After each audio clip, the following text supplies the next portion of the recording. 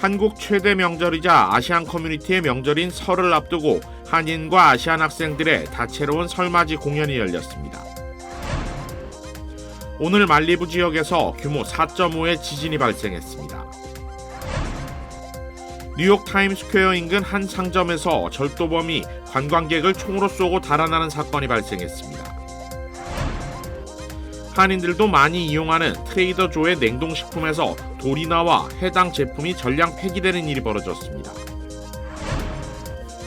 이번 주말 슈퍼볼을 앞두고 각 지역 경찰 당국이 음주운전 등 단속 강화에 나섰습니다.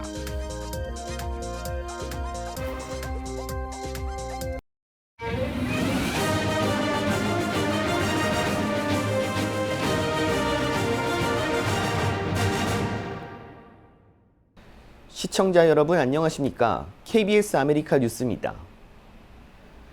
내일 설날을 앞두고 하시엔다 라푸엔테 통합교육부 산하 이중언어 프로그램 학생들의 설맞이 공연 행사가 열렸습니다.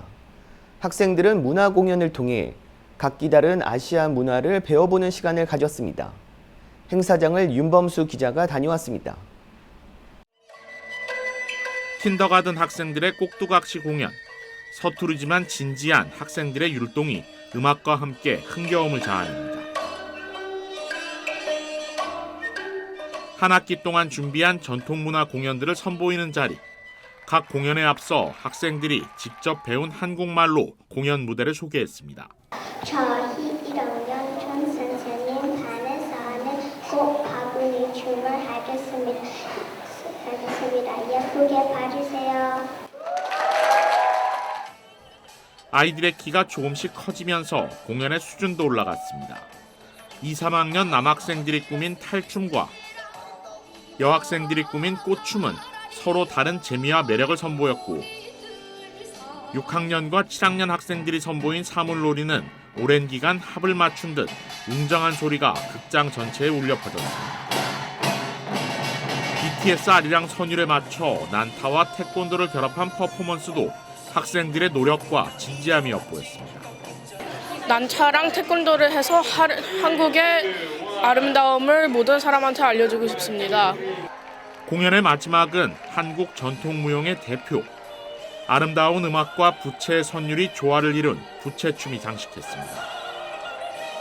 예쁜 한복 입고 친구들이랑 부채춤하는 것이 재밌었어요. 저는 부채춤이 제일 아름다운 한국 무용인 것 같아요. 중국어 이중언어 프로그램 학생들도 이날 무대를 함께 꾸몄습니다.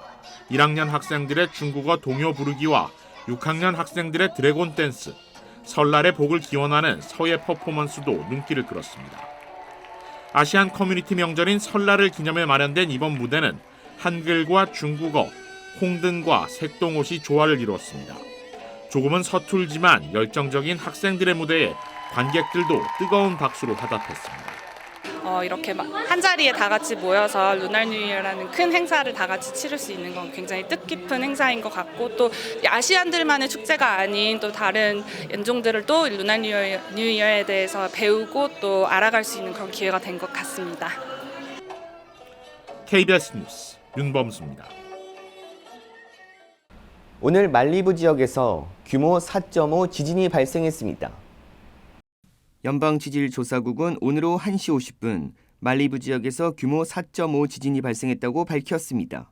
지진의 진앙지는 사우즈녹스에서 남서쪽으로 약 8마일 떨어진 지점으로 깊이는 7.5마일로 측정됐습니다. 이후 규모 2 정도의 여진이 이어졌습니다. LA 소방국은 지진으로 부상자나 재산 피해는 보고되지 않았지만 LA 한인타운을 포함해 광범위하게 지진이 느껴졌고 지질조사국은 헌팅턴 파크와 코스타메사에서도 지진을 느꼈다는 보고가 있었다고 설명했습니다. 뉴욕의 유명 관광지인 타임스퀘어 인근 한 상점에서 절도 용의자가 관광객을 총으로 쏘고 달아나는 사건이 발생했습니다. 용의자는 어젯밤 오후 7시쯤 뉴욕 타임스퀘어의 한 스포츠용품 매장에서 보안 요원과 대치하던 중 총을 발사해 발사된 총은 관광객인 37살 여성의 다리에 맞았습니다. 이 여성은 현재 회복 중으로 다행히 생명에는 지장이 없는 것으로 알려졌습니다. 용의자는 15에서 20살로 추정되는 남성으로 범행 즉시 공범과 함께 달아나 경찰이 추적해 이들을 발견했지만 용의자는 재차 총을 2차례 발사하고는 다시 도주했습니다. 경찰은 타임스퀘어 일대를 봉쇄하고 용의자 수색에 나섰지만 검거하지 못해 13,500달러의 현상금도 내걸었습니다. 한편 용의자와 함께 달아난 공범은 검거됐고 총을 소지하고 있었습니다. 타임스퀘어는 뉴욕의 대표적인 관광지로 수많은 사람들이 현장에 있어 자칫 큰 사고로 이어질 뻔한 아찔한 상황이었습니다. 바이든 대통령이 기밀 유출 혐의 기소를 피하게 됐지만 특별검사 보고서에 기억력 문제가 거론됐습니다. 황동진 기자가 보도합니다. 갑자기 마련된 바이든 대통령의 기자회견. 바이든이 부통령 퇴임 시 기밀을 유출했다는 혐의에 대해 로버트 허 특별검사가 불기소하기로 하자 환영한다는 말로 시작했습니다. I was pleased to see he reached a firm conclusion that no charges should be brought against me in this case. 하지만 곧 분노가 이어졌습니다. 허 특별검사가 보고서에서 바이든 대통령을 기억력이 나쁘지만 악의가 없는 노인으로 묘사하고 장남이 언제 죽었는지도 떠올리지 못했다며 기억력 문제를 거론했기 때문입니다. How in the hell dare he raise that? Frankly, when I was asked the question, I thought to myself, it wasn't any of their damn business. 기자회견에서는 끈질기게 기억력 문제를 제기하는 기자와도 설전을 벌였습니다. How bad is your memory, and can you continue as president? My memory is so bad, I let you speak.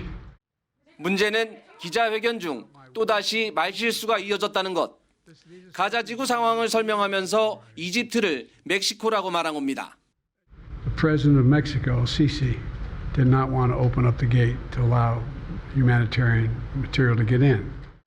바이든 선거운동본부는 이번 로버트 허 특별검사의 보고서가 2016년 당시 제임스 코미 FBI 국장이 힐러리 후보에 대해 이메일 관리가 극도로 부주의했다고 평가한 뒤 대선판을 흔든 것처럼 영향을 주지 않을까 우려하고 있습니다. 로스앤젤레스에서 KBS 뉴스 황동진입니다.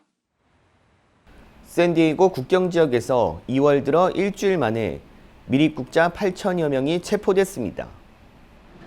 연방세관 국경보호국은 최근 수천여 명의 이민자들이 샌디에이고 국경 지역으로 밀려와 미립국을 시도하고 있고 이 과정에서 73개국 출신 8,600여 명의 불법 이민자들이 체포됐다고 밝혔습니다.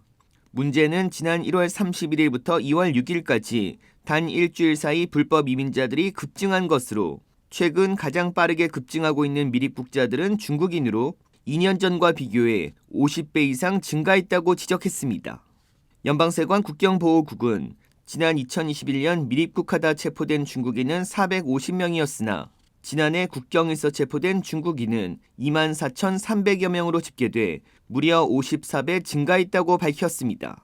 또 최근 전 세계 각국 출신 이민자들의 미립국 시도가 증가하면서 지난해 12월 1일부터 31일까지 한 달간 적발된 이민자는 30만 명을 넘어섰다고 밝혔습니다. 북한 김정은 국무위원장이 인민군 창설 기념일을 맞아 한국을 제1의 적대 국가, 주적으로 규정했습니다. 고은희 기자가 보도합니다. 북한 김정은 위원장이 인민군 창설 76주년 건군절을 맞아 기념행사에 참석했습니다. 딸 주에도 동행한 자리. 김 위원장은 남한을 한국이라고 지칭한 뒤 가장 위해로운 제1의 적대 국가, 불변의 주적으로 규정했습니다. 그러면서 협상이 아닌 힘으로 평화를 지켜야 한다며 전투태세 유지를 주문했습니다. 무력을 사용하려 든다면 역사를 갈아치울 영단을 내리고 우리 수중의 모든 초강용을 주저없이 동원하여 적들을 끝내버릴.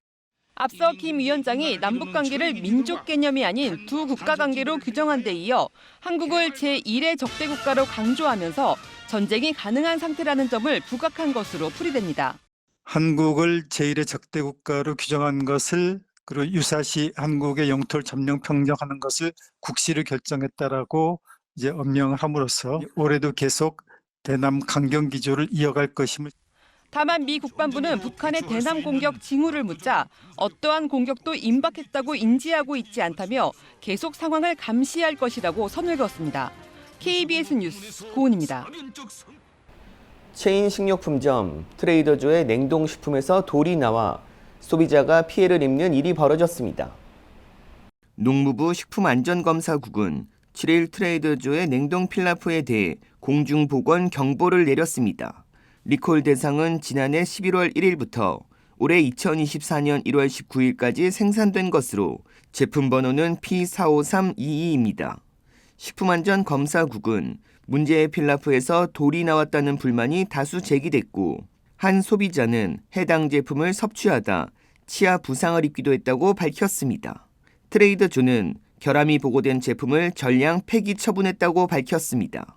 소비자들은 냉동 필라프를 보관하고 있다면 즉시 버리거나 가까운 매장에서 환불받을 것이 권고됐습니다.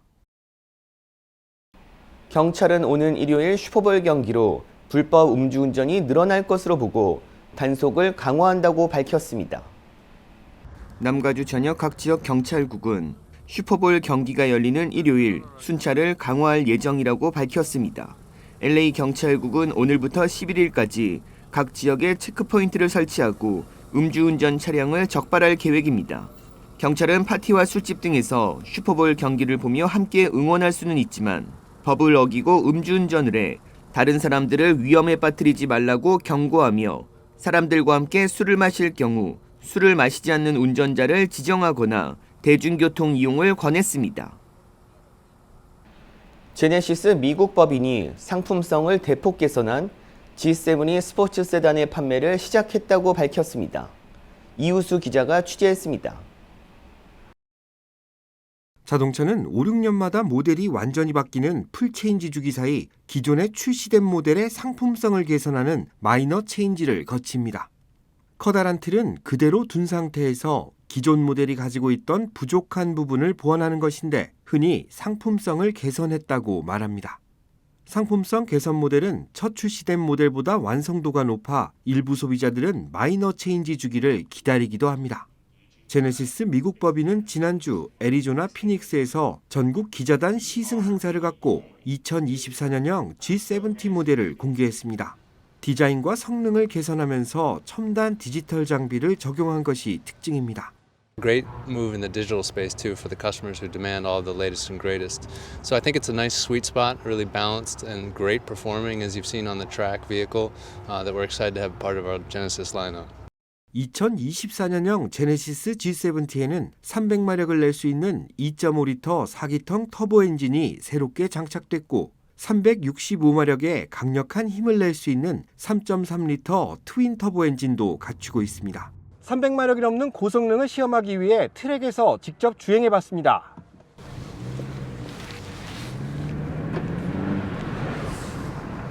(3.3리터) 트윈 터보 엔진은 4.5초 만에 시속 60마일에 도달합니다. 사륜구동 장치 덕에 안정감 있는 코너링도 가능했습니다. It really performs very well. You can really feel how solid the platform is. You know, there's no body roll. It's really nice and faster than I could drive. 제네시스는 2024년형 G70는 운전하는 재미를 추구하는 소비자들을 위한 모델이라고 설명했습니다. It's incredibly fun to drive, and with the newly enhanced G70, we've brought even more performance with a new powertrain, standard Brembo brakes, and a number of other enhancements to make it even more exhilarating. 제네시스 G70의 판매가는 41,500달러부터 시작되며 전국 제네시스 딜러망에서 시승이 가능합니다. 제네시스가 상품성을 개선한 고성능 세단 G70를 미국 시장에 공식 출시했습니다.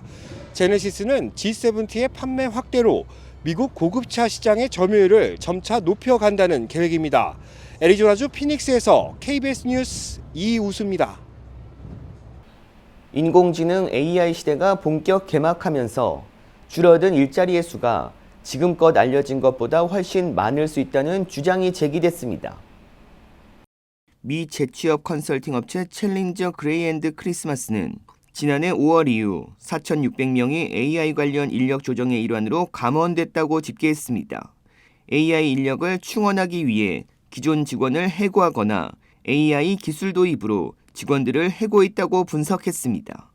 그러나 4,600명이란 추산치는 실제로 줄어든 일자리의 극히 일부로 언론은 사회적 주목을 받기 꺼리는 기업들이 드러나지 않는 방식으로 감원을 진행 중일 것으로 보고 있습니다. 인적자원관리협회는 지난해 IBM의 경우 AI 관련 감원에 앞장섰지만 이를 공개했다가 상당히 심하게 사회적으로 비판을 받아 이후 다른 기업들은 이런 움직임을 공개적으로 진행하기를 꺼리게 됐다고 설명했습니다. AI 관련 인력 조정 방식은 신규 채용을 줄이는 것으로 앞으로 3년 후 많은 기업의 조직이 슬림화된 것을 볼 수 있을 것이라고 전망했습니다. 여론조사기관 갤럽의 지난해 포춘지 선정 글로벌 500대 기업 인사 담당자들을 대상으로 실시한 조사 결과 응답자 4명 중 3명이 앞으로 3년 이내 소속 기업에서 AI가 기존 일자리를 대체하는 양상을 볼 수 있을 것이라고 답한 바 있습니다.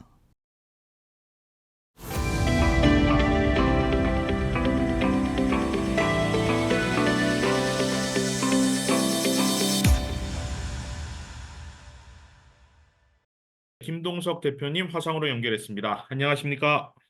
네, 안녕하십니까? 네, 데이브 민 가주 상원의원이 지금 연방 하원의원에 도전을 하고 있습니다. 현재까지 전망은 굉장히 밝은 걸로 지금 이쪽에서는 알려져 있는데 대표님의 보시기에는 좀 어떤 상황으로 보십니까? 저가 보기에 굉장히 기대를 많이 갖게 합니다. 이제 다만 얼마 안 됐죠. 음집이 하나 생겨난 게 요즘 네, 시민사회 이런 것들이 되게 민감하게 이제 전달이 되는데 네, 이미 캘리포니아주는 웬만한 나라들보다 훨씬 큰 하나의 이 광역 자치단체인데 주 상원의원직을 하고 있고 며칠 전에 LA 타임즈도 그 엔돌스를 한 걸로 알고 예, 있습니다. 공식으로 엔돌스를 예, 했습니다. 예. 더구나 캘리포니아는 정글 프라이머리를 합니다. 예, 예선에서 해가지고서 이제 1, 2등이 본선에 대개 가가지고서 다시 붙게 되는데 그래서 신인들이 그래도 해볼 만한 시스템으로 돼 있고 현직이 없는 상황에서 하기 때문에 그야말로 절호의 찬스인데 네. 여하튼 저 열심히 하면 저 가능성이 있겠다. 이렇게 보고 기대를 하고 있습니다. 알겠습니다. 결국 자기 자신에 대한 검증을 이뤄내야 연방 하원에 입성을 할 수 있겠다. 이렇게 볼 수 있겠습니다. 자, 지금 한인타운 지역구 34지구입니다. 연방 하원 34지구에 또 다른 한인이 연방 하원에 도전을 하고 있습니다. 데이빗 김 후보인데 그 34지역이 이 멕시코계 이 총화라고 불리는 지미 고메즈가 지미 안심 고메즈 푹 의원이요. 놓고 내 안방이다라고 여겼는데 지난 2번 선거에 걸쳐 가지고 그 데이브 김이죠. 예, 한인 네. 후보요. 예. 이 우리 한인 데이브 김 후보한테 어퍼컷을 맞았어요. 엄청 강하게 맞았습니다. 얼마 전에 제가 그 1월 13일, 12일 연방의회 우리 행사할 때 지미 고메즈 의원을 만났어요. 네. 이 생각과 태도가 다릅니다. 네. 너무 잘하는 거 있죠. 예.